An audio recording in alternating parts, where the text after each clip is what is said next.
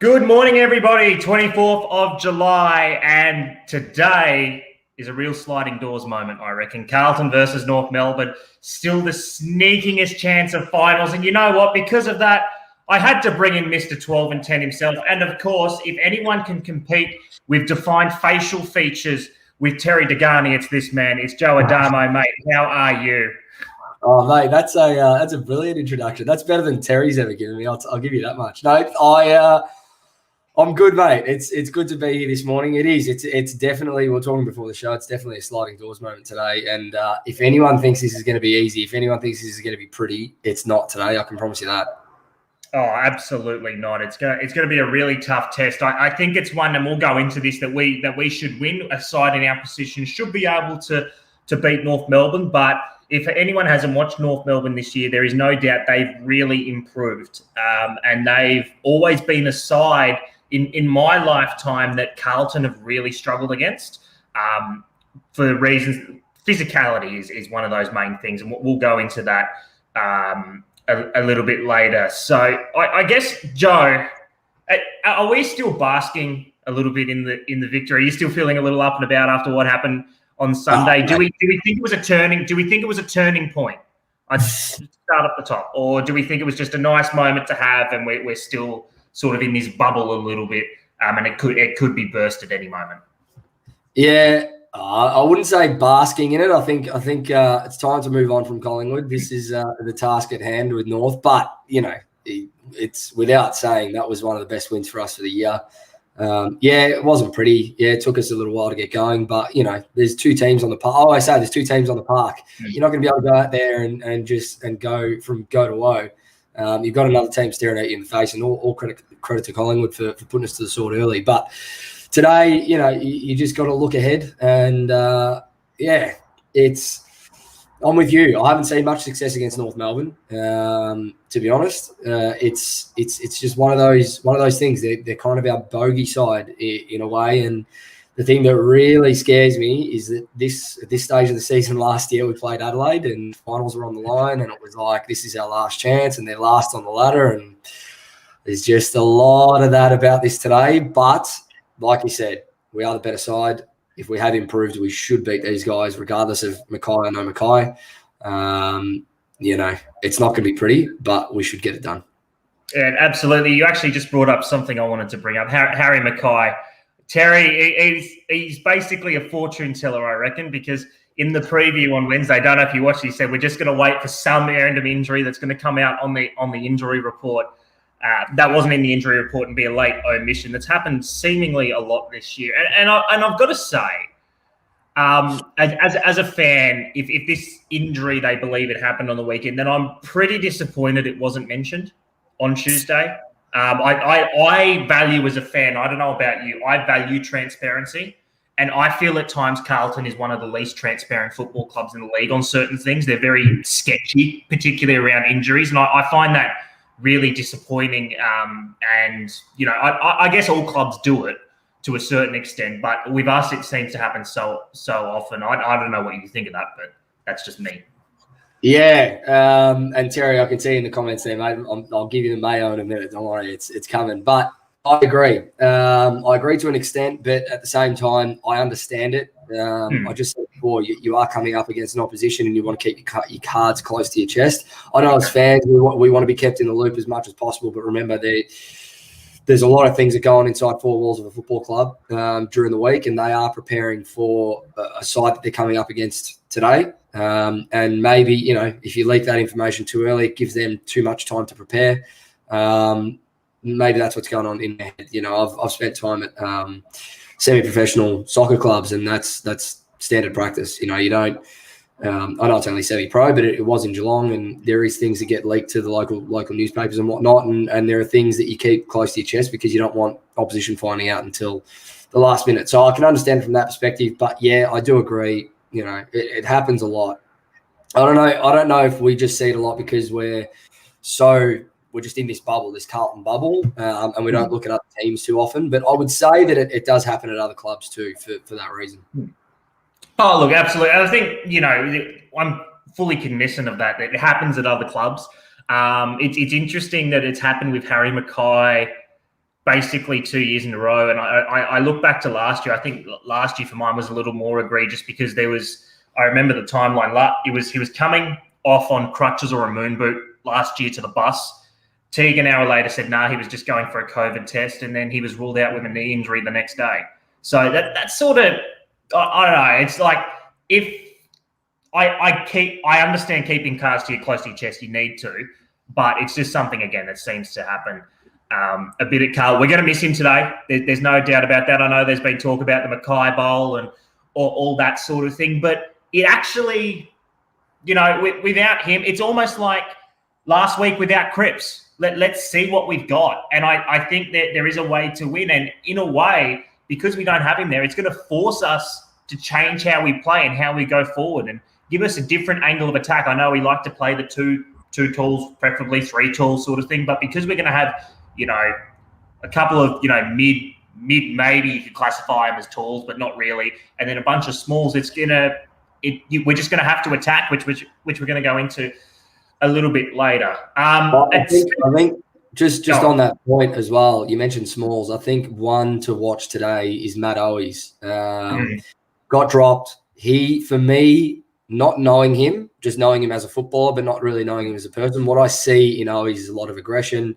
What I see in Owies is that if he's got his chance, he's not going to let it slip. I would say that if you're going to have your eye on anyone to have a big game today after getting a second chance with Mackay's injury, I would say pencil in Owies for a couple of goals and some really critical moments, because he, regardless of the fact that he's been goalless for the last 2 weeks, he's actually been really important, and I was shocked to see that he was dropped to begin with. So I would say keep a close eye on Matt Owies in that forward line.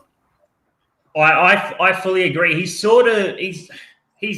one of the players that I watch at Carlton, and I've talked about this a little bit. They're uncompromising. There are a few players that you can count to be uncompromising.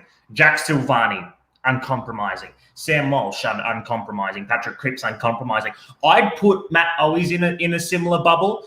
He's aggressive. He will give everything he's got. And I think he would have taken it a little bit personally because he's had a sustained run. He had 10 or 11 games in a row, and to be dropped, for him, and realistically, he's out of contract. That's the thing. He's out of contract. He's a rookie listed, and he's 24, 25. So he'll take it personally. I think he'll have a big game today, and it's the smalls is somewhere we can exploit. We would be remiss, Joe, I've got to say, without bringing up the great man. He's warrior heart and soul. Ed Curnow, his journey. Everyone talks about the Michael Gibbons journey here, JJ listed medalist and whatnot. Some people forget how good Ed Curnow was at Box Hill. I was reading it earlier today. In the season before he was drafted at Carlton, he came second in the JJ listed, and he won Box Hill's best and fairest and missed their last 8 games. He's just been an unbelievable footballer. He's someone that, again, not the most skilled by any stretch of the imagination. He can do one or two things on the field which just, tear your hair out at times a little bit, but uncompromising. He's a warrior. He's the heart and soul of this football club. Do you have any particular memories of Ed Curnow, or do you just think of Ed Curnow, the footballer, as a package for what we appreciate? Because he's one of my favourites. He's been for a long time. And I think you nailed it. He's actually, since probably Cruiser and Simo stepped away, especially, for me, he is the heart and soul of this football club. He embodies everything that this jumper stands for. He always has. He's all effort. I can't remember a game where I sat back and went, shit, Ed played terrible today. Like, he's just not that player. Like, he just cracks in. He gives 110% every single game that he goes out in. His journey, Carlton released a lot of media throughout the week, and if you haven't been able to get to their socials and look at a few things that they've done on Ed, please make sure you do, because it's his journey as a footballer is as tough as not from a hardship standpoint, but the way that he's been up, that he's had to do it, and the way that he's had to shape himself, the way that he's had to mold himself as a person, so that it reflects on field is one that's actually really inspiring, to be honest. And you touched on it a little bit in terms of where he's come from, and to be playing 200 games in this jumper, there's no player that you're sort of prouder for to reach a milestone like this than Ed Curnow. Absolutely. It's just he's the embodiment of getting absolutely everything out of yourself. And I'll admit there's been times over the last couple of years where you sort of think with Ed is limited, I guess, in what he can do, and the natural evolution of players coming underneath and that sort of thing. But in saying, I don't think there should be a question of if Ed Curnow's earned another contract. He's someone that you absolutely need around Carlton. How he fits into that best 22 in the next couple of years might be probably a different story.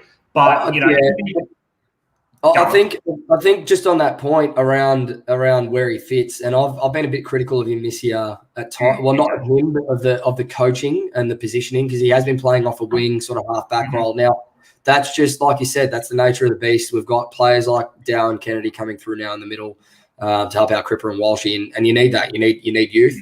I think Ed has done a really good job putting his hand up to go, I'll reshape my game. Like, he's a runner. He can run all day, so a wing role makes sense. I just think that if you give him a little bit more time out there, you might be able to get, a couple more years out of his body, especially that it's not super physical and it's not that contested ball that he's been going after.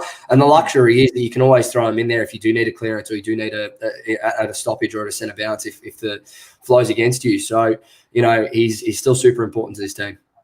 Oh, absolutely. And I think Mark McClure said it a few weeks ago, sort of looking for guys like those senior veterans, and he remembers his last year of career, help the reserves out to get them through. And maybe that could be something Ed Curnow does a little bit later in his career, but there's not too many players in my life that has endeared themselves to the Carlton fans like he has. He's been remarkable, and we hope you have a best on ground game today. Joe, we like to, whenever I bring in a special a co-host to come in, they need a few minutes of shining light. My voice can get quite annoying. I know that. So without further ado, Adamo's ABCs. This is on North Melbourne today. Take it away, my friend. Yes, no, it is. And before I start, I just want to give a couple of shout outs to a couple of North Melbourne mates of mine.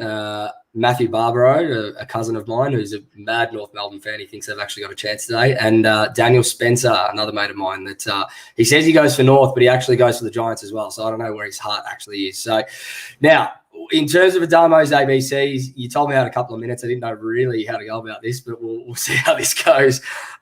Basically, A for me stands for today, all-out attack. So if I'm looking at the game, there's a lot of the time this year we've sort of said we need to balance up the defensive side. I think we've done that. I think we've got a really good structure where we've only allowed around 66 points per game in the last 4 games or something from opposition. I don't think we're going to struggle to do that against North today. They're not a high-scoring side.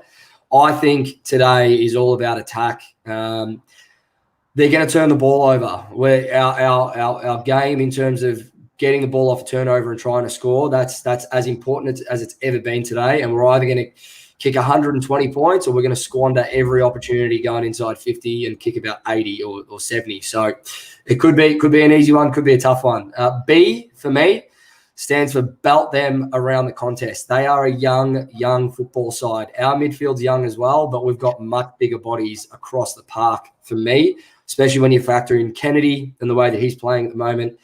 Walshy just doing what Walsh does. We just spoke about Ed Curnow, and Cripper's back as well. Coming up against Cunnington, who's probably their biggest body in the middle. You got Jai Simpkin, who's all silk. I actually really like the way Jai plays. And then you've got the youngsters like Davies Uniacke, like Tom Powell, like those types. Taron Thomas, who is a bigger body but plays off sort of a half-forward role as well. So belt them at every contest. Be ruthless. The pressure gauge that we showed a few weeks back against Freo, especially in that first half, if that's there today, we'll get the job done. Mm-hmm. And C, we've already touched on it, Curnow's celebrations. You just want to see us get a win for this guy. I said it before, there's no other player that I'm more rapt for in a Carlton jumper to see him reach a 200-game milestone. So let's get this win for Ed. Let's celebrate and let's hopefully all walk away happy with the 4 points. Yes, it's absolutely. I think it's something that a lot of people need to see. And it's been a pretty tough week, I think, for a lot of people with what's going on around the country. So there's nothing better than watching the baggers get up. It just for a few hours, it just inspires you. internally. Now, Joel, I've got a confession today for you, mate. As you can see, I'm wearing a beanie. Now, the first two guests basically have put me to shame because they put half of Australia's hair product in their hair. I talk about the boys from Baggers Chat. I've got Ethan Daffy and I've got Mitch Patterson coming onto the stream. Gentlemen, Hello, how are boys. you? Hello, boys. How are you? How are you? You're up bright and early, ready for a Baggers win, are we? Yeah, mate. I'll have a coffee. It's probably the earliest I've been up in the last week or so. So, yeah, keen for the episode. So, lads, how are you looking at the game? Obviously, we've had a chat a bit prior to this about, Harry Mackay going out, and I was running in the banner that obviously he's playing for North Melbourne today. But it's going to change the way we play, I think, and going forward, and I'm excited to see it. How are you sort of assessing it? We'll start with you, Ethan. Yeah, it's going to be an exciting matchup. I've been liking the way North Melbourne have been playing. They had a big win over in Perth a few weeks back and played pretty well against Essendon last week. It's going to be interesting. Looking at our forward line, we've got Nunes, Martin, Silvani, Fisher, Owies, Betts. So we're not particularly tall without Big Harry. So I think we can get the job done. But, yeah, it'll be a big test for David Teague, I reckon. I just think Tripper will probably have to start forward, just because, always, we mentioned through the chat during the week, but I just think that Owies is probably that man that can jump. But also, I reckon this is a chance for Jack Silvani, me personally, because he played really well last week against the arch rivals, but I reckon this is his chance. Because I think we mentioned during the week that he's actually taller than Charlie Curnow, which I find absolutely unbelievable. How unbelievable is that? I can't believe that. So I think this is Jack Silvani's chance because it's not ideal that Harry Mackay goes out, but this just gives other players just chances to stand up. But I think it's always chances as well. But there's plenty of guys that can stand up. You mentioned Charlie Curnow. Just quietly, guys. Next week we could get Charlie and Harry back in the same game. How good would that be?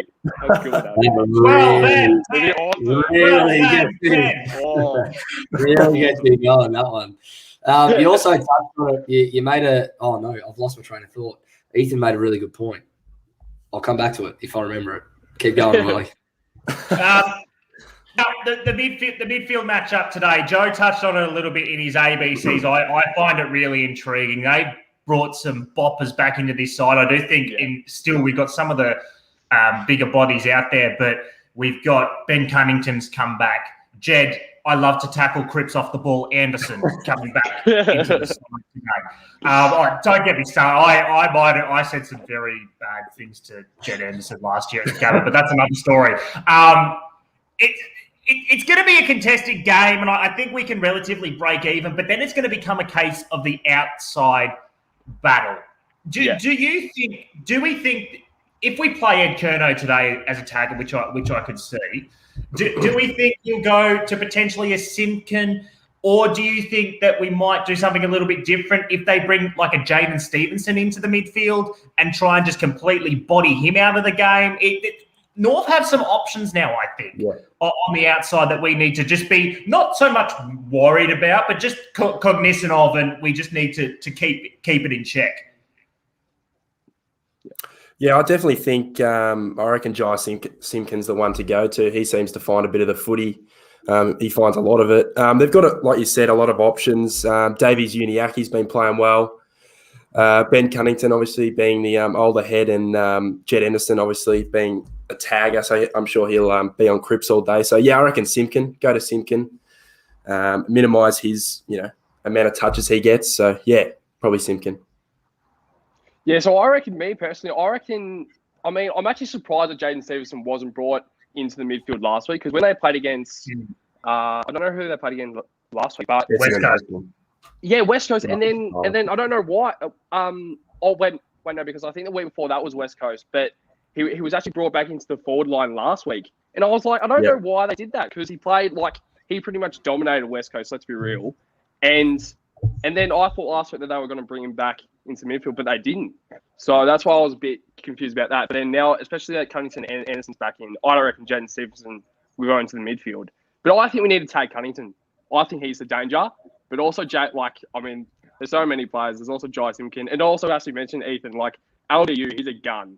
I generally rate him very highly. So I reckon there's so many players, but I just think we need to shut down one player. So, but also we have so many good players as well in the midfield. So it'll be a good battle.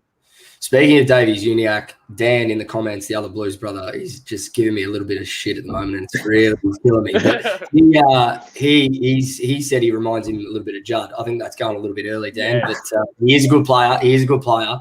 I'm going to put this to you guys. How about this? Instead of tagging, how about you just put Walshy head-to-head with Jai Simpkin and let him go at it? Because I think if you let him go one-on-one, Walshy's got him covered all day. Yeah. And at the end of the day, Anderson can't tag both Walsh and Cripps. He can try, but he's got to pick one or the other. So whichever one he tags, just put the other one straight on Simpkin and let him go head-to-head. Yeah, definitely. I think Walshy's definitely the class above Simpkin. He's a good player, but Walshy's he's a very special player. He is. Thank God he's on our list. Yeah, good is it, Walshy? We're blessed to have him. And I don't think it's an exaggeration that much. He's certainly in the top echelon of the competition. He's up there with the best.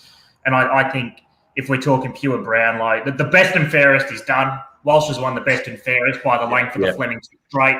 And I think the Brownlow, he's coming home with a very, very wet sail, and he could have a big game today. Now, we talk about the way moving forward, and it's something I was thinking a little bit before the show. So if I'm North Melbourne and I see that you got no Harry Mackay in there, there's no other real tools, you got Jack and probably Jack Silvani and Martin and that. And I remember the last time we had an genuinely undersized forward line, and I get we had Harry that day, but Harry was, bung shoulder and Levi couldn't move. When we played Melbourne, and what Melbourne were able to do with May and Lever. Now, I'm not saying Josh Walker and Ben Mackay are in the same ilk, not even close, but the same sort of principle. They'll look to try and peel off and intercept and that sort of thing. So, for me, one of the big keys is keeping the ball delivery low, getting the ball to ground, but don't get it aerial. Joe, I'll start with you on that one. Delivery today. It's going to force us to keep it low, and it's going to be a different look. If we bomb it, I swear to God, I'm throwing my computer out on the road. I think, and it's a really good point, especially now that we're going in small. Jack Savani's our tallest at 191, I think he is. So you definitely can't bomb it long. It's got to be more direct. I think we've got the players in their right positions now, especially with Martin back, Fisher back as well, off a wing or through the middle. Samo playing up on a high half forward flank. Stocker might run through the middle today. So I think we've got the players where we can be a little bit more direct, and we don't have to bomb it in. Terry made a good point as well during the week when I spoke to him. We need to get our handball game going today, and we have started to shift the balance a little bit in the last few weeks. We're not as much of a kicking side if you look at our stats. If we can get our handball game going and really get some clean handball chains and some real clean run from the back half, especially off a turnover, which is just how I see the game going. I think they're vulnerable on turnover, and if we can really be clean in our transition, which we've struggled to do in patches in the last couple of weeks, if we can nail that today, they've got no chance. They've honestly got no chance. If we can get a clean passage of play going into our forward half, I can't see us losing this game. What do you guys think? Yeah, definitely run and carry is probably the way to go today. We can't have another Melbourne and Carlton game because that was hard to watch. Just bombing it down to the premier defenders of the comb in May and Lever. Obviously, Weeders being number one defender above them. But it's going to be interesting. Especially this is another one on Teague as well. Obviously, coaching has a major play in this. So definitely lowering the eyes and hitting our targets. We've got some decent forwards up there. Fish is a good goal sneak. Always can kick a few, and Eddie's Eddie. So definitely lowering the eyes. Yeah, no, because I'm pretty sure it's handy that they lose Robbie Tarrant. But saying that, I don't think they will really mind a huge. I mean, of course it's a big out, but it's not like he will really play on if he plays on a small, that will probably help us because I think it's a big, I reckon it's a big game for Eddie Betts. Because I reckon, and also Zach Fisher's also down there, but I reckon Jack Martin as well. He's also quite tall. So I just think we need to, as you mentioned, right, just need to lower their eyes. And also Jack Silvani, and also swap the TDK forward. Because say if TDK needs a rest, maybe don't take him off the ground. Maybe just send him forward and swap with that JSOS for maybe 5-10 minutes because there's no one else. I just don't want to see Liam Jones forward. That's the last thing I want to say. I don't want to see Liam Jones forward. As you mentioned, versus Melbourne. I do. That was shocking. Someone in the comments said, I can't remember who it was. It was a lot earlier. They said, put Jones or Wiedering forward. Please don't. Do not. That is a disaster. Please don't. It's interesting. It's going to be a game of turnover, and you sort of look at North Melbourne's forward line a little bit today. They don't really have any sort of big boppers as well. You got Larky. Wiedering will probably get that match up. Tristan Cherry will rotate there, so Jones will get him at times. But then they've got your medium, your Zerha, who has been in good form. Your Stevensons will rotate through there, your Taron Thomases, and then you've got your likes of Will Phillips down there. So it's going to be, it'll be a pretty tactical game, I reckon. It almost gets the sense to me, and I agree we need to go all out attack, but I could see this game almost devolving into almost a game of chess, really. Yeah. Field position, territory, and that's what North's going to try and turn it into. If this game gets on the outside, turns into a game of transition, we win that game every week. If they are able to bring it into a chess match and just, move the pieces and make territory, that's where we could be in a little bit of trouble, I think. Yeah, spot on. Yeah. Now there is something else, and this is a philosophical question. We're going a little bit away from today's game. There was a report yesterday from the world's most trustworthy journalist in Tom Brown, saying that his feeling is, the exact quote was, "I don't know, but an educated guess of the tea leaves I'm reading is that David Teague is in trouble because Luke Sayers has his eyes on it." Now, this is a philosophical question. As a Carlton fan, and I'll start with you, Joe, because I know you're in the Teague camp. If David Teague doesn't retain his job along with others, and we manage to get, I'm not even going to mention Clarkson because that was a very good press conference yesterday, but say we go after Ross Lyon, would that give you the feeling as a fan that this has almost been predetermined? If the reports are Luke Sayers is the one that's, he's headhunting, he would prefer to have this person, if it's possible, and he gets them, it's almost like a predetermined result in terms of what he wants. Absolutely. And if that's the way Luke Sayers is going to play it, he's playing a very, very dangerous game for me. I'm sorry. I've said it all year. I'm going to stick by it. David Teague's had 43 games with this club, officially as head coach. He's got a plus 45% or 44% win record. It's not bad. Put it into perspective of where we came from as a club just 3 years ago, winning 2 games for the whole season under Brendan Bolton. Guys, if anyone thinks, including Luke Sayers, including any fan out there, I'm happy to have a chat. I'm happy to have an argument. I don't really care. But at this point, if anyone thinks that bringing in a new coach is going to get us to play finals next year, I think you're dreaming. It's a process. This isn't the same rebuild under David Teague as it was under Brendan Bolton. If that's the game Luke Sayers wants to play, if he wants to just make, for me, irrational decisions based on his own prerogative and based on his own agenda, fine, but it's going to get us nowhere in the long term. We've seen that throughout the course of history. I struggle to think of a team that's brought in a coach and they've played finals, and won flags straight off the bat. I think we've just got to stay the course. So it's my take on it. It's pretty strong. Gaff? Yeah, definitely. I'm on the Teague train. Just being out, he hasn't had enough games at the helm, so. You look at Hardwick's, you look at Clarkson, they had plenty of time before they won a flag. I think, Hardwick, his supporters were headhunting when they were going to the shit, and look how that's turned out. 3 flags in 4 years or whatever. I think we just need to, stick with him. The players seem to like him. They got him the job. We got him the job. So, yeah, just keep him in. Pato? Yeah, so then I just think the main thing is, like, we all wanted him in. We all got, like, we were the people that got him in. And literally he's had half of 2019, 2020 in a very tough year for everyone, I feel. 2021, I didn't expect us to really make finals.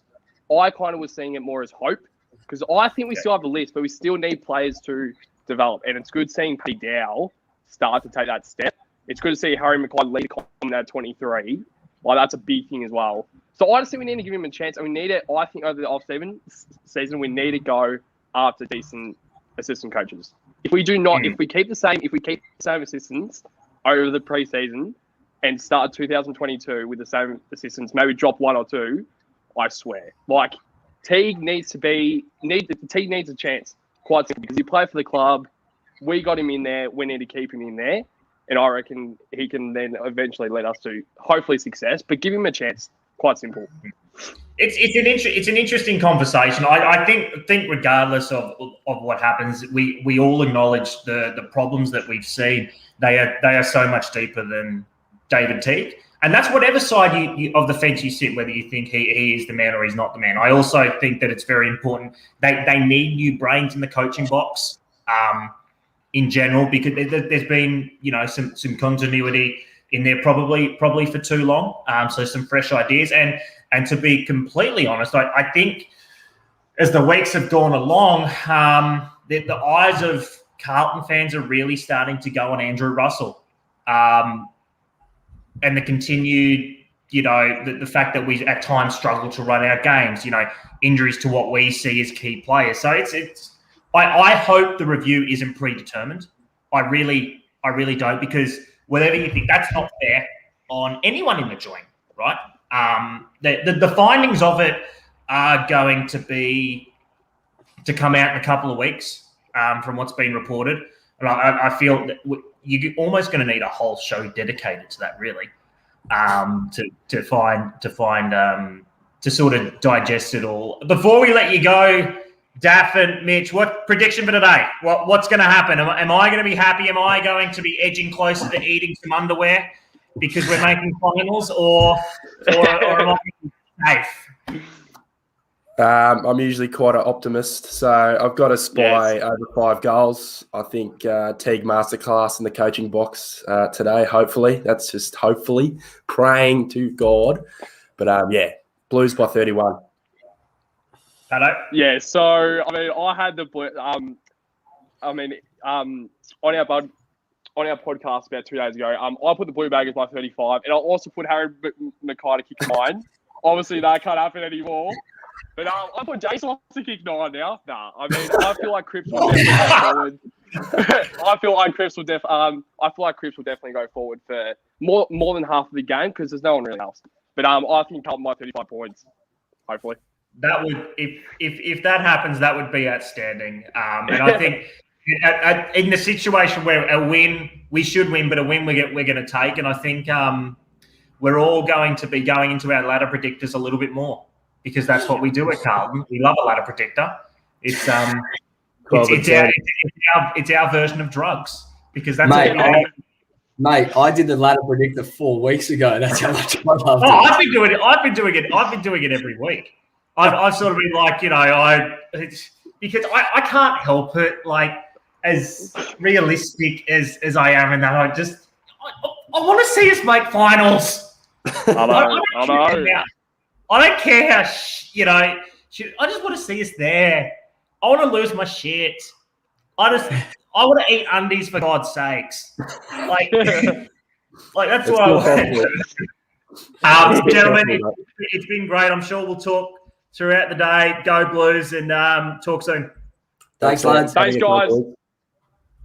Take care. Really good guys from Baggers Chat. They are solid gentlemen. I bought in. Wow. And it's a very good podcast as well for anyone. It is a very good podcast. Now, I bought in someone. We've gone from half the hair product of Australia to half the book suppository of Victoria. It's the man who lives in the State Library. It is Chris Beach, mate. How are you? Good, thank you, Riley. How are you, mate? Mate, I am doing superb, and I love the kit. I love the kit this morning. Thank you. Well, we're playing today, so you got to get ready. That's all. You do have to get ready, and love your optimism. How are you seeing today, mate? What are you thinking? What are your initial thoughts coming into today, waking up?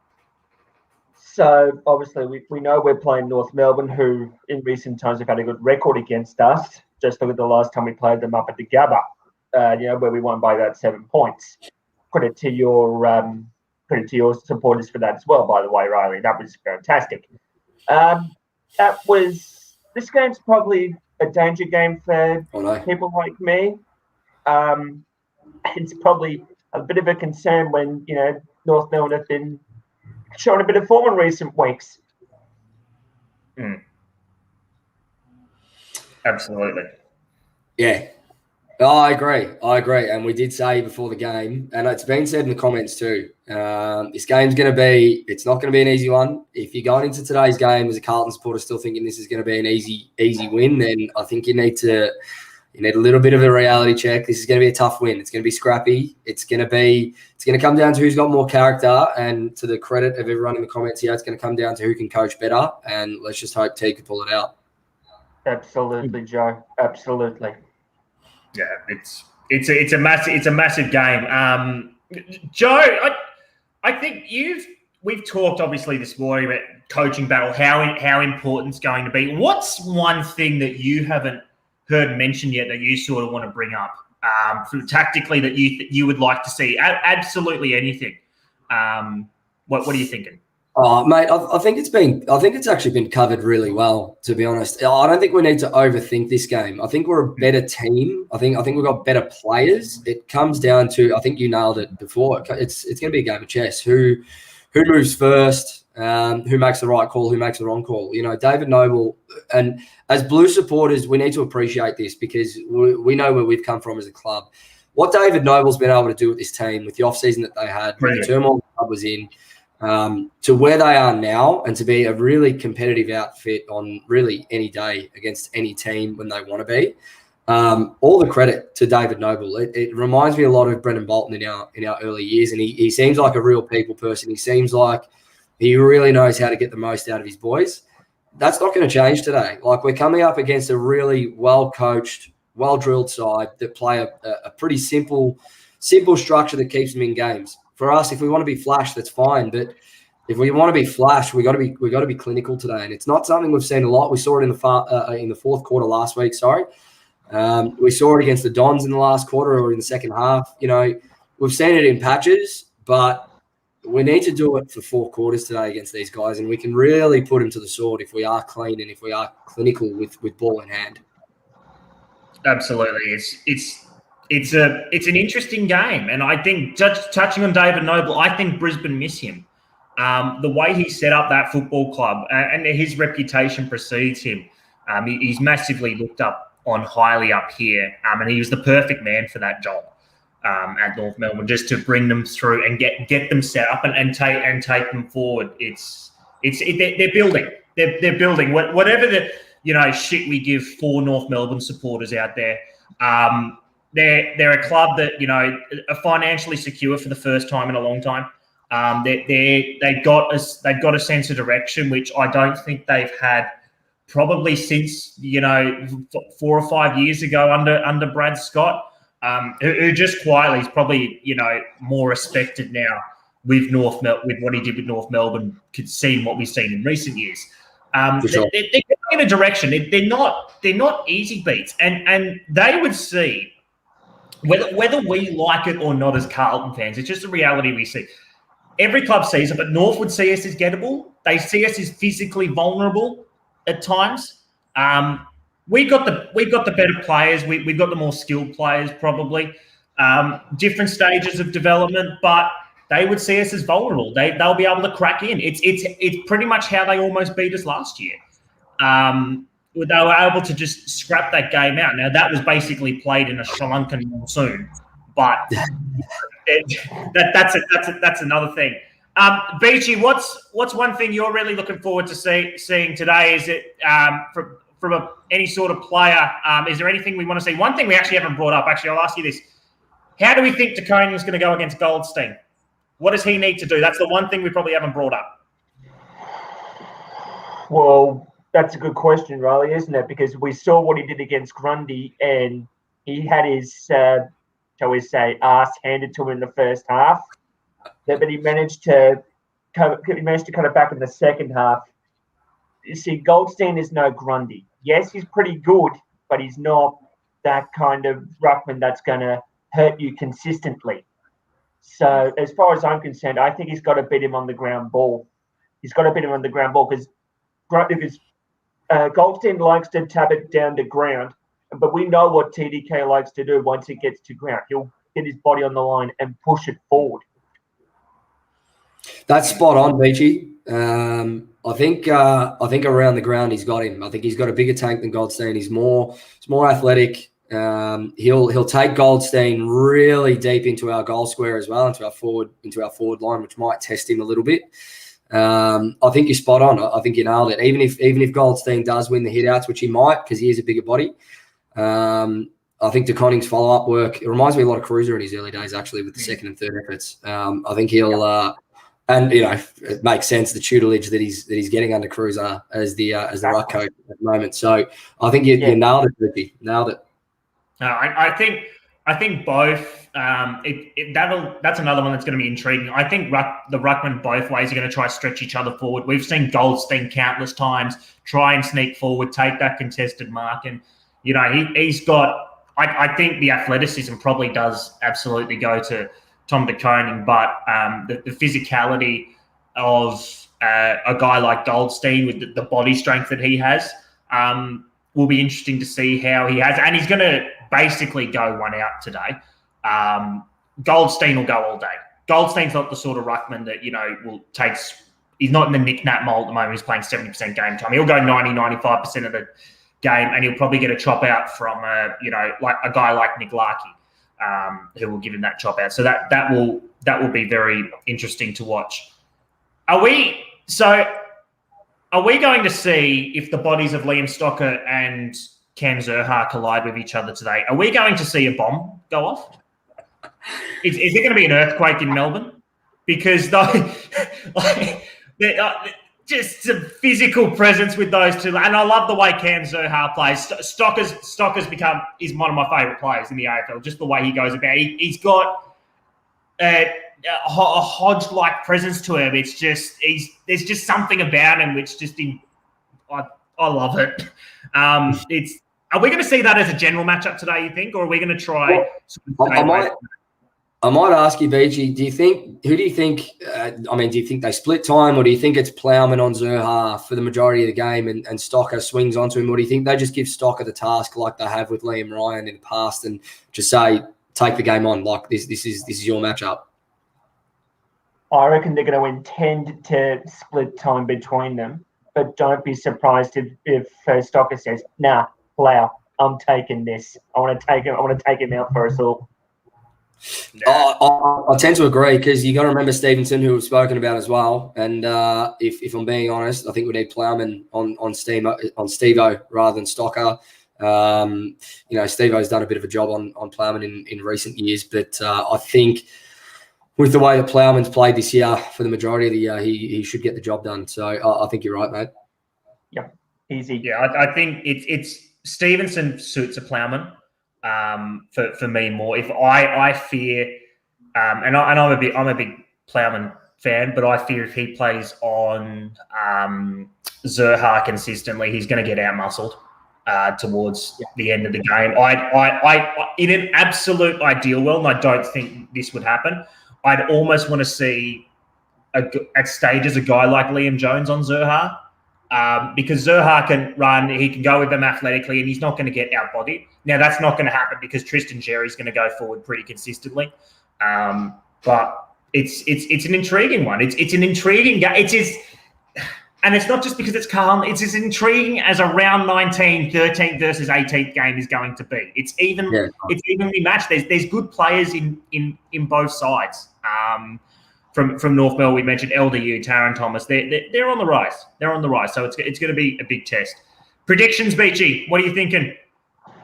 Okay, well, I reckon we are going to get up. I reckon we should have the class to beat North, but I'm not going to underestimate them. I reckon we're probably looking at a 1 to 2 goal win here.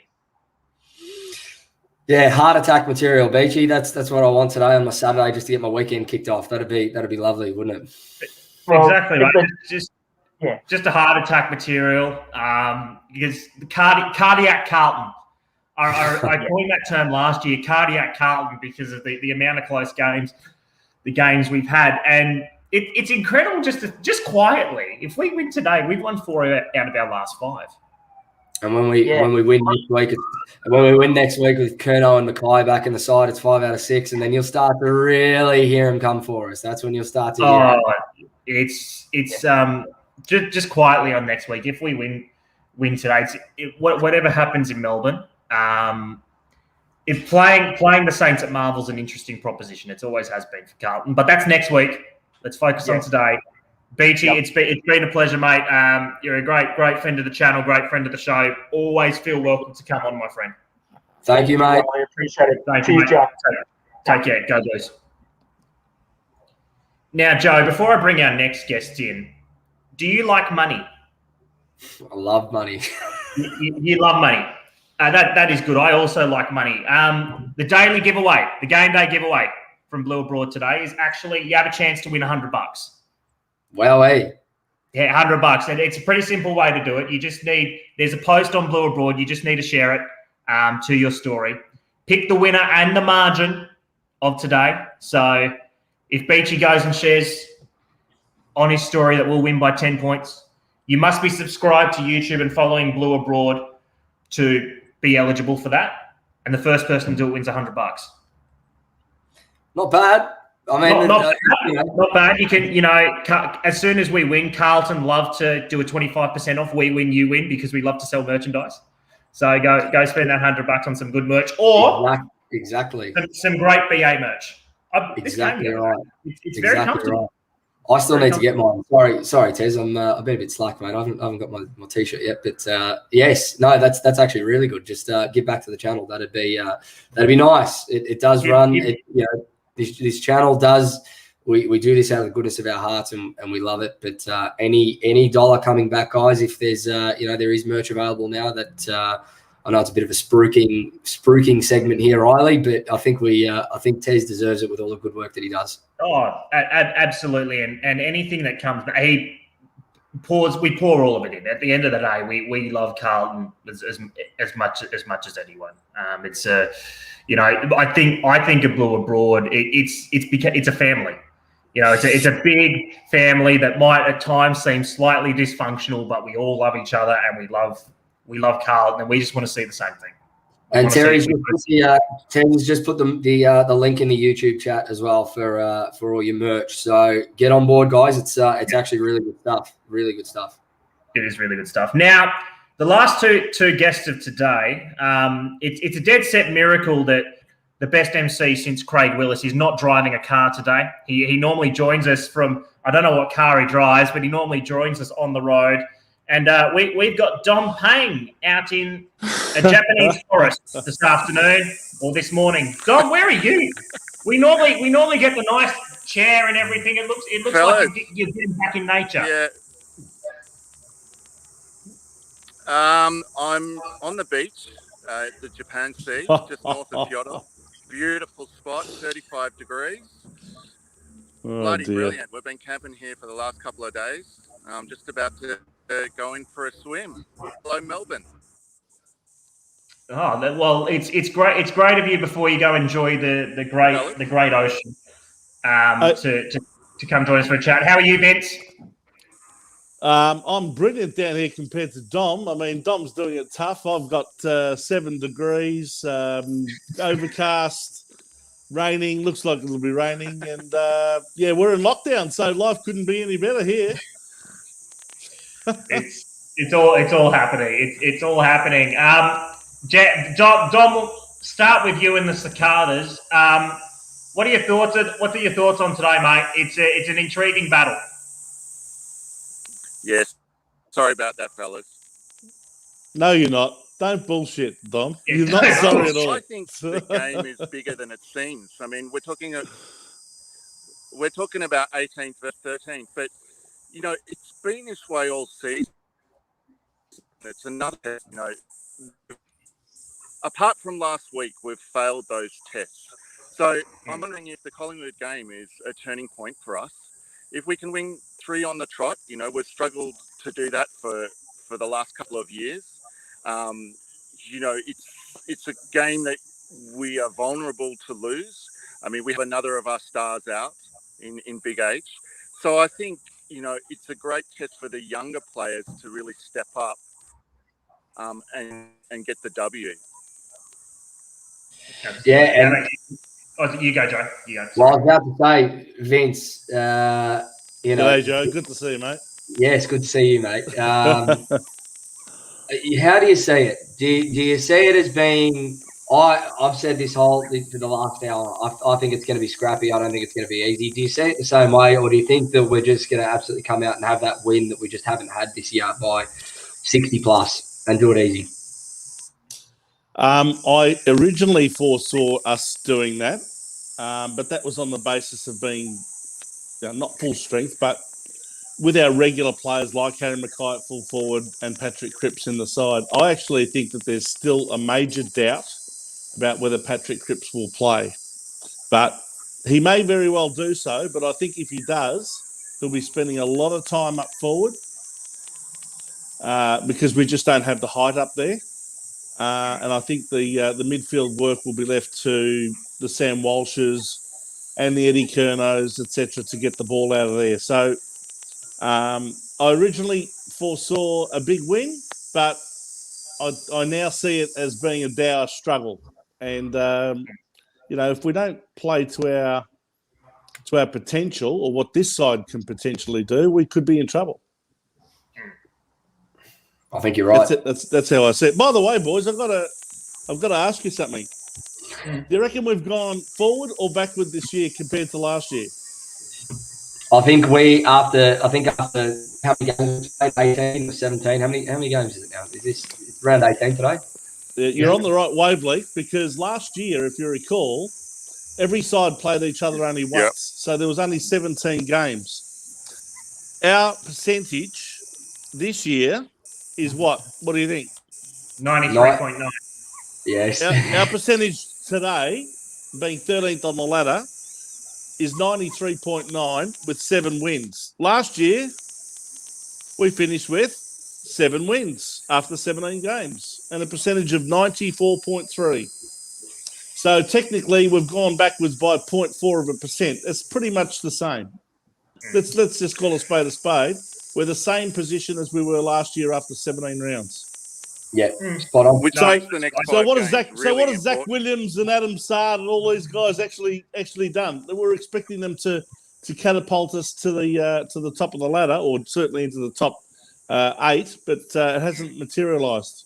What I will say, Vin, just quickly is, I agree that from a ladder position, from a percentage position, we haven't moved. From an on-field position, I don't think we've really improved enormously. In patches, we probably played more attacking footy than we did last year, but I thought we were more balanced last year, to be fair, and we've only just seen that in the last 4 weeks. What I will say is, and we said it off the top at the top of the show, this game today reminds me of the Adelaide game last year.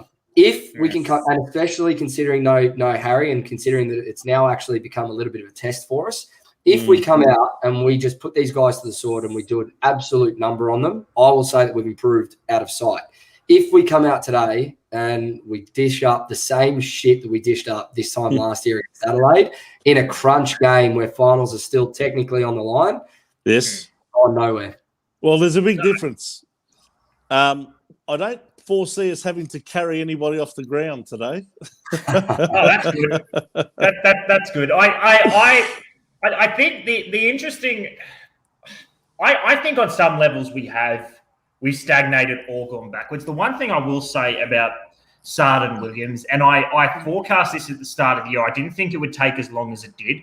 It was going to take time to build that chemistry. Yeah, I didn't foresee it taking over half a season, which it has, because now they're both starting to look comfortable. Yeah. I know Saad's been by and large very consistent this year, but I think that the defensive dynamics it took a long time to work out. And I will say Saad has probably looked the most comfortable without having a Sam Doherty back there.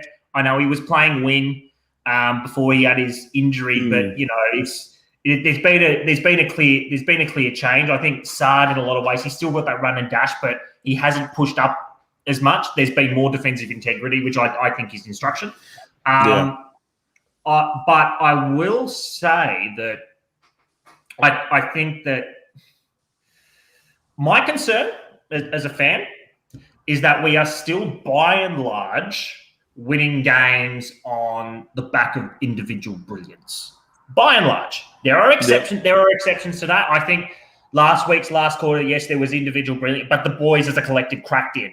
Yeah, they did. I think against Fremantle in the last quarter, they cracked in, but a lot of this year it's just been on the back of individual brilliance. Yeah. Yeah. I mean, you think about, and I've said this all year, Bucky said the same, a lot of people said the same. We are almost certainly going to have 3 All-Australians, and barring a last-minute run, we are going to miss finals. That is, whatever way you paint it, disgraceful. Yeah. It's disgraceful. And it's not even if they're in the same group. They're all on different lines. So you've got that balance around the ground. So what does that say about everything else? That's just me. Yeah. Well, do you know what? If every game goes as the markets would say it should go, which, let's be honest, there's plenty of upsets. But if you look at all of the games of this weekend and you pencil in a win for those who are favourite, Carlton will be half a game out of the 8 and a bit of percentage. And the team that will go into the 8 is actually GWS if they beat Essendon. It's an interesting one. That's the one against the grain, sorry, because Essendon's actually favourite. But the point I'm making is that there's a potential scenario there where we could be only half a game out of the 8 or 1 game out of the 8 and ahead of a lot of other teams. Like if St Kilda lose to West Coast and if Fremantle lose to Sydney, we'll catapult into something like 10th. And what I'll just say to that is as well, I mean, I know we're an impatient bunch, Carlton. Yeah, I think we've all been drinking the Kool-Aid, Joe. we're deserving of being impatient at this point, considering the shit that we put up with. But what I will say is, if we bring a little bit of take the Carlton hats off, boys. But if you look at it from an unbiased, try and look at it from an unbiased perspective. Aren't I ugly enough without taking the cap off? No, mate, come on. What I will say is, if you look at it without your Carlton rose-coloured glasses on, in all honesty, this is probably where we're at as a football club right now, is making that last-minute run, being competitive enough to be in all of our games, but just fall short. What it says to me, and it's an opinion that I know isn't popular, but it tells me that we're actually not that far off. For me, I feel like it's going to click any minute. That's how it feels to me right now, is that we're just, it's a hairline. It's a hairline away from just clicking, and we'll go from 13th to, we're not going to see us go. This is what I'm saying. We're not going to be that club that naturally progresses from 13th to 8th to 5th to 3rd, and then we're contending for a flag. For me, we're just going to explode. Just with the way that the list is structured, with the way that we're gelling, it's going to happen overnight. I've said it for a long time now. And from what I've seen this year, it's pretty much bang on where we're at. Is that we're Can I ask you one thing though, Joe? Do you see that click coming under this coaching regime, or is it going to take someone with a different game plan and a different modus operandi, if you like to call it that, to get that out of our team? The boys before said that us as fans, we wanted Teague in because we saw what he did to galvanise this group. No, it wasn't just us as the fans. The players wanted it. The players spoke publicly about wanting David Teague as head coach. That hasn't changed. I'm sorry that if that's changed in a year and a half, this is the most entitled group of players I've ever seen in my life, because you can't demand something like that and then fall back when you saw it. They still stick by this guy. It's not David Teague. I've said it for the whole year. I've said it on many Blue Broad shows when I've been with Terry. It's the assistant coaching staff that needs to be looked at. It's our development. Luke Power moving into the assistant coaching ranks is great for development, but moving into the assistant coaching ranks, great move. It's the other pieces that have to fall first. It's the other pieces that you have to look at to go, does this guy have the support to be fed the information to build a really solid game plan that he can execute, or does he not? Because at this point, I don't think he does. It's an interesting thing. I think ultimately, whether you just on the tee, whether you think it or whatever side you think of, because the soft cap is so low at the moment, barring what was heading towards scorched earth after the GWS game, the troops have rallied. It's settled down. He has certainly. I think he's probably earned the right to see out his contract. Because the fact of the matter is, like, even if we look at so let's say Clarkson, just for sakes, it won't happen, but let's just say for example's sakes, if Clarkson was paid 1.2 million, famous last words, let's just say that, right? Just from a logical perspective, if Clarkson's paid, let's say 1 million next year, okay, if he was to come to Carlton, 1 million, 1.2. David Teague's amount would still count against the soft cap. Mm-hmm. That's two. That let's say that's 1.8 million. The soft cap's only projected to be 6.5. So we've got less money to bring in new assistant coaches that we need to try. And it's not just assistant coaches. There are it's football department. It's not just coaching staff. It is football department. Well, don't forget that would include Andrew Russell on 2.5. Exactly. It's just slow exaggeration. Barring if it was an absolute catastrophe, which the situation's largely settled down in the last month. Geelong, I maintain, was incredibly disappointing, and for me was a pretty outside of accuracy or not, was a pretty poor coaching performance in a lot of ways, because we allowed Geelong to control that game when we had opportunities, especially in the first quarter where we took it to them, and then we, for whatever reason, we decided to let them control it. But that's another story. We can't. We're paying then about 1.8, 1.9 million on our head coach. It's effectively next year. So the finances we because of the way the soft cap works right now, we couldn't afford to do it at this stage. Now that's a different story. If we don't go forward next year, and this is the situation that Teague's retained, if we don't go forward next year, then we're free of that cap hit, and then we can go after whoever we see fit. But I think he's done enough now to go again. I think there needs to be new minds in the box. I think we need to see the way he coaches, a much more cohesiveness in the way we play, and not rely on individual. We can't rely on Harry Mackay kicking 5 or 6 every week. We can't rely on Sam Walsh getting 35 possessions every week. We can't rely on Jacob Wiedering keeping Tom Hawkins goalless every week. We can't rely on that stuff. And I think the one thing as a fan, and I'll go to Joe on this one, that I found pleasing is that in the last month, before the GWS game, I was saying we were going on the way of a completely wasted season. I don't think we can necessarily say that now, because we started to find some stuff. Yeah. Matt Kennedy back into the side has been a revelation. Paddy Dow we've seen. Liam Stocker, that development. So it's not necessarily – if we miss finals, it's a failure, but it's not wasted. You just hit it on the head. I know. I listened to the end of Ian Prendercast. I listened to the end of that episode this morning, the latest one. They were talking about how coaching staff didn't want these boys like Dow and Kennedy to be playing. They didn't want them in the side. I don't think that's necessarily true. I'm not of that train of thought. I think development has been an absolute plight of this club in the last few years. I think that we have absolutely torched a few blokes in Lockie O'Brien and Paddy Dow by playing them way too early. And the fact that they sent these guys back to the VFL to develop their skills and to get their confidence up. They're doing it with Setterfield at the moment. They're still doing it with O'Brien. They did it with Samo. We did it with Wiedering. Everyone forgets we did it with Wiedering 3 years ago. He spent 4 weeks down the VFL. If he didn't have that experience, I would say that experience went a long way to making him the player that he is today. That there for me, you've nailed it, Riley. Development has been the biggest improvement this year for me from what I've seen, because we've been patient. We've been patient with the kids. We've been patient with the personnel we're putting out on the park on a Saturday or a Sunday in the AFL. You're going to see that continue. I feel like we've got a really good core. You're going to see that continue. And the last thing you need right now, is to bring in a new coach with a new philosophy, with a new game plan, with a new take on development that just completely railroads all of that work that we've done this year. It'll be very interesting to see what this external review produces. Hey, guys, they reckon it's not too far away from being complete, maybe the end of this week. Well, that's what we were talking about earlier. My hope it's not predetermined.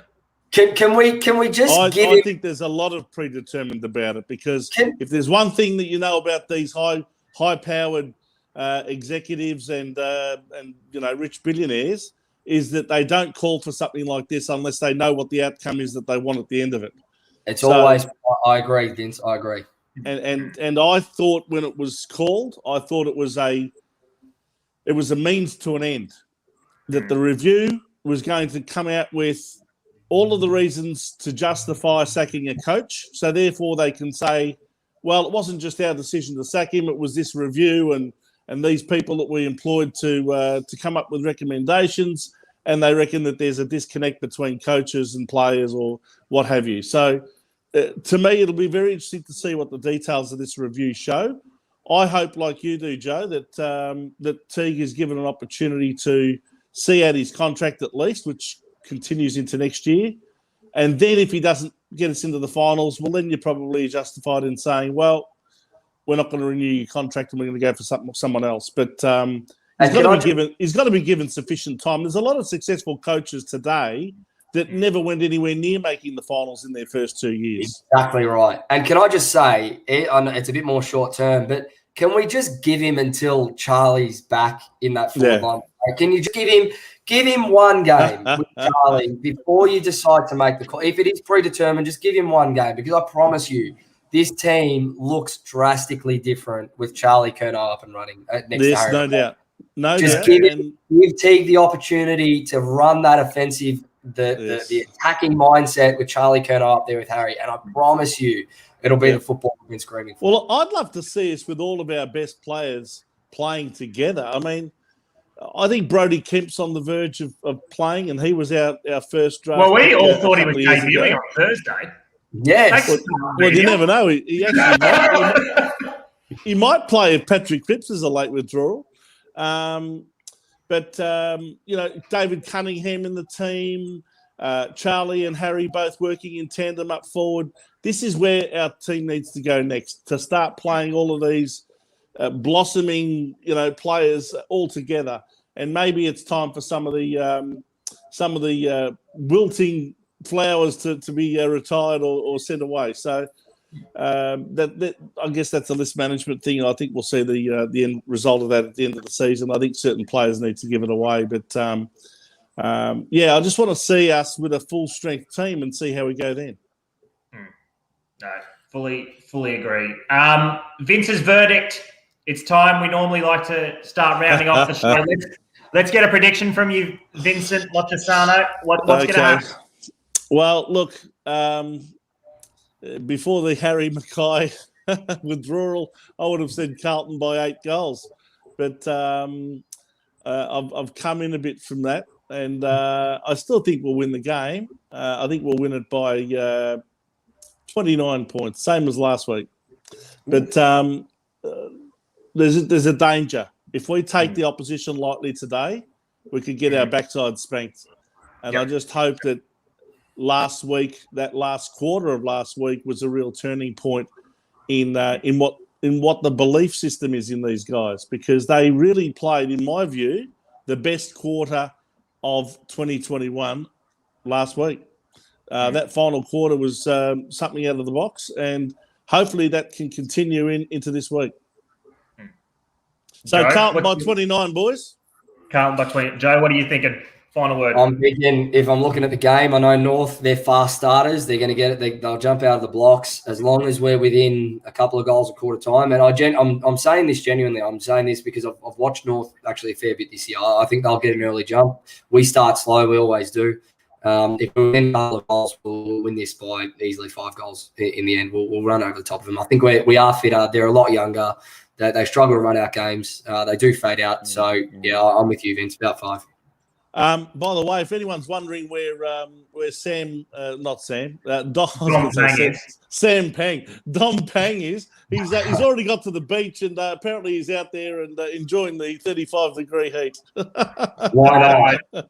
I would be too. I think it'll be a little closer. I agree North will get the jump, and I think they're going to grind this out as much as possible. It's not going to be a high-scoring game. I see it as maybe a 12-goal to 10 sort of game. I think Carlton by 11. I think that Sam Walsh will be best on ground because he always is. And I'm officially on the Sam Walsh Brownlow train. But thank you. I started that. And by the way, I did a little exercise last night with a mate of mine. We went through game by game. I did it. And gave Sam Walsh conservatively after what is it, 17 rounds that we've had. We have him on 23 votes right now. You've got him on more than me. Hey, Vince, I had the same. Conservatively, really? I had 3 votes at this point in the game. I had, and it was I need to look at the games a little bit more in depth, but this was a lot of the umpires don't look at it's eye test. Yes, unfortunately. So it's like going game by game. You look at the stats, and that's why it's a bit different. So just remembering games of eye test, I had him on 19 for now. Yeah. I had him. I think he'd get a vote against Freo. He got a vote against Richmond. He'd have some free votes against Adelaide. Probably 2 votes against Freo, the game that we played a few weeks ago. 3 against Hawthorn, and then there'll be a smattering there, and he'll definitely get it. So he's between 19, I reckon 19 and 23 is the number. He's had 35 out of the last 40 coaches' votes that he could possibly poll. So I know. Interestingly, since he was kept pretty quiet against GWS by Matt DeBoer, where they decided to tag him, since then, it's like he's slingshotted into a new level. He has been outstanding since that game, and that was the round after the bye. So I think you'll find that was round 14. So rounds 15, 16, 17, and 18. These last 4 games, I've got him down for something like 10 votes. Even in the losing side against Geelong, he will poll 3 votes. He was clearly the most outstanding player on the ground. If he polls 3, I had him for 1 against Geelong because I just think that's how it goes with Brownlow votes. Usually, I had him for 1. Well, I had him for 2 because we thought Zach Tui might get the 3 votes on that game. If he polls 3 against Geelong, he'll win the Brownlow. Yeah. I'll say it right now. If it gets to the Geelong game, you see 3 votes agained Sam Walsh's name. Put your house on it. Well, in 2010, this is where Chris Judd ended up winning the Brownlow because he was polling votes in losing teams because he was clearly the most outstanding player, not only on the ground, but in our team. There's hardly anyone else taking votes off him. So that's what I see, is that not too many other players playing for Carlton are going to take votes off him. Oh, no. No, Cripps in the past would have, but he won't. Whereas you compare other contenders, like the Western Bulldogs, McRae's going to take votes off Bond. Petrarca will be thereabouts, but you've got Clayton Oliver and the like there as well, even Brayshaw. So it's gonna be tight. I think he can win it, especially if he comes in the last 4 games with a flurry. Yeah, it's if he can get to 30. Joe, we got 7 more votes for him to get to 30, and we got 5 more games. Easily, I think he can do it easily. I will just say I will say this right now, and it's not. He will one day, the way he is going. Yeah. He will not just be announced as a Hall of Famer. Yeah. He will be made a legend of Australian rules football. If he keeps going the way he is. Yeah, that's the way he's going. He will be announced as a legend of Australian rules football. So for me today, Carlton by 11. Walsh to have 457 possessions, 27 tackles, and doing the ladder predictors. I'm hoping for a GWS win. I'm actually hoping for a St Kilda win over West Coast. because if West Coast win, then that probably only leaves one spot left. Whereas if West Coast, there's 2 spots up for grabs. So I'm a St Kilda fan today. The scumbags from Richmond to lose, but I think they will. And we're going to be half a game out, and this will be guzzling the Kool-Aid by the bottle. Gentlemen, it has been great. Vince, you are a star. Joe, thank you so much, mate. I wanted to do this for a while. Greatly appreciated. Riley, one sec. Just to show the power of you and your show, and also the pulling power of Joe Adamo in getting an audience, the betting odds for Sam Walsh for the Brownlow have just catapulted in the last 10 minutes from 14-1 into 7-1 for the Brownlow. Look at that. 10 minutes. I've just checked on my iPad. You can trust me. I'm a real estate agent. And don't worry. I'm in the mall. Surely, if he wins it, it's time for some Walsh wings. We've had the Crips wings. I reckon there needs to be. I reckon there needs to be Curnow legs when he comes back. And we'll get some Walsh wings, gentlemen. Go Blues! Make sure everyone this afternoon go watch the watch along with Pommy. Let's hope he wraps his head in a Carlton scarf again, and he's very happy. And above all else, go the Mighty Blues. Thanks, Up the Blues. Go Blues.